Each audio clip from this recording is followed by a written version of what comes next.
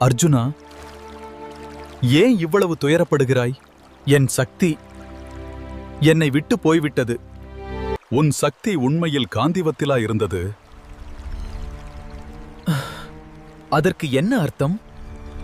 உன் சக்தி ஆயுதத்தில் இல்லை, உன் மனதில்தான் இருந்தது.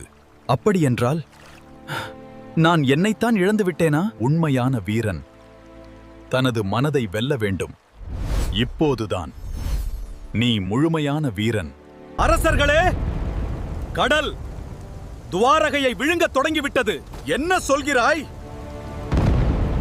எங்களை காப்பாற்றுங்கள். அனைவரும் உயரமான இடத்துக்கு செல்லுங்கள். இது கிருஷ்ணரின் நகரம். ஒரு யுகம் முடிவடைகிறது.